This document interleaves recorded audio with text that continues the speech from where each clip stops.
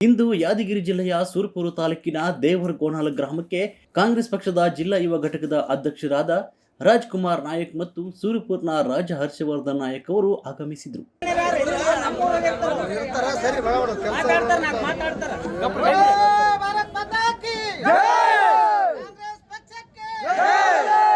ಲೋಕಸಭೆ ಮತ್ತು ಸೂರಪುರ ವಿಧಾನಸಭೆ ಉಪಚುನಾವಣೆ ನಿಮಿತ್ತ ಆಗಮಿಸಿದ್ದ ಇವರಿಗೆ ಅದ್ದೂರಿಯಾಗಿ ಬರಮಾಡಿಕೊಳ್ಳಲಾಯಿತು. ಗ್ರಾಮದ ಯುವಕರು, ಪಕ್ಷದ ಕಾರ್ಯಕರ್ತರು, ಅಭಿಮಾನಿಗಳು ಬಾಜಾ ಭಜಂತ್ರಿ ಮೂಲಕ ಹರ್ಷೋಲ್ಲಾಸದಿಂದ ಬರಮಾಡಿಕೊಂಡರು. ಕಾಂಗ್ರೆಸ್ ಪಕ್ಷದ ಮುಖಂಡರು ಗ್ರಾಮದ ಅಂಬಿಗರ ಚೌಡಯ್ಯ, ಕನಕದಾಸ ಮತ್ತು ವಾಲ್ಮೀಕಿ ವೃತ್ತಕ್ಕೆ ವಿಶೇಷ ಪೂಜೆ ಸಲ್ಲಿಸಿ ಮಾಲಾರ್ಪಣೆ ಮಾಡಿದರು. ಅರ್ಚಕರಾದ ಸಕ್ಕರಪ್ಪ ತಾತನವರಿಗೆ ಗೌರವಿಸಿ ಸನ್ಮಾನಿಸಿ ಆಶೀರ್ವಾದ ಪಡೆದರು.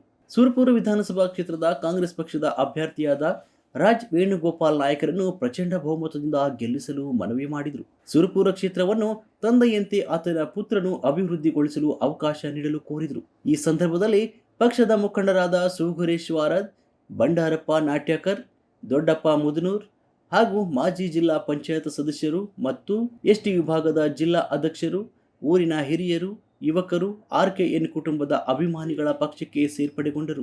ಜಿಲ್ಲಾ ಪಂಚಾಯತ್ ಸದಸ್ಯರಾದ ದೊಡ್ಡ ದೇಸಾಯಿ ಮತ್ತು ಪಕ್ಷದ ಎಸ್ಟಿ ಘಟಕದ ಜಿಲ್ಲಾ ಅಧ್ಯಕ್ಷರಾದ ವೆಂಕಟೇಶ್ H. ಬೇಟೆಗಾರ ಅವರು ಇದ್ದರು.